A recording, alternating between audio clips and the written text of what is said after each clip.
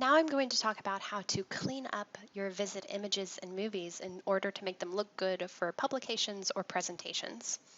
For example, in this image that I have shown here, I'm really happy with the way that my mesh and my fluid streamlines look, but I have this axis going across my image. It says x-axis up here in really large text. I also have that I'm the user down here with the date and timestamp, and I don't really want that to show up in my final image. So I'm going to talk about how to remove this. In order to do it, go to Controls, Annotation, and then there are a lot of options in annotation to help you clean up the images. For example, if I want to get rid of my axes, I can go to 3D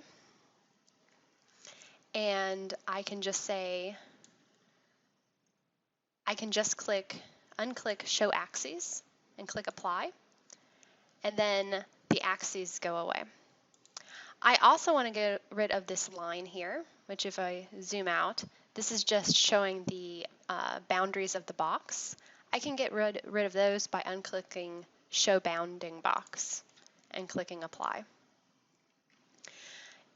I might also want to get rid of this triad axes down here.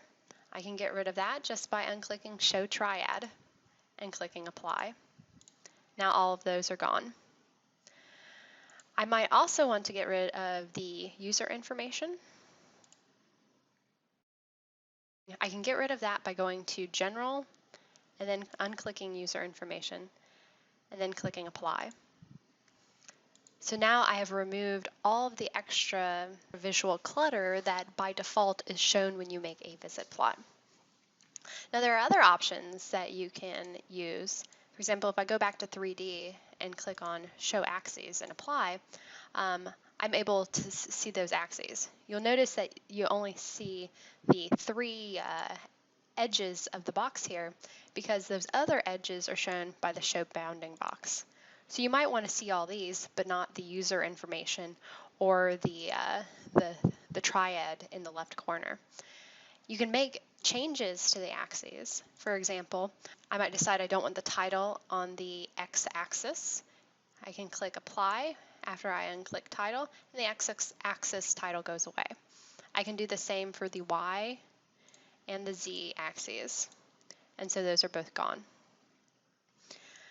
I can also get rid of the tick marks that are shown on the axis, and I can get rid of the labels that show the scale.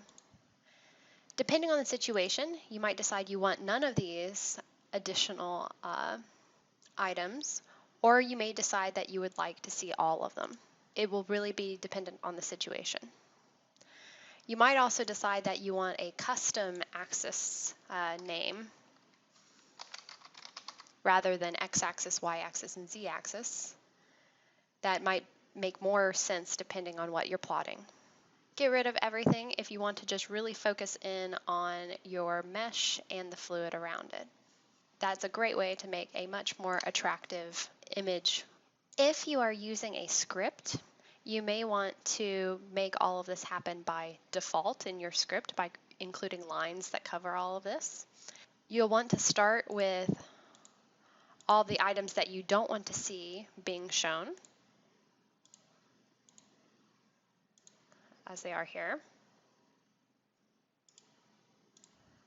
And then if you press record and you remove all of the items that you don't want, and click Apply, and then press Stop, you'll see all of the commands used to do this.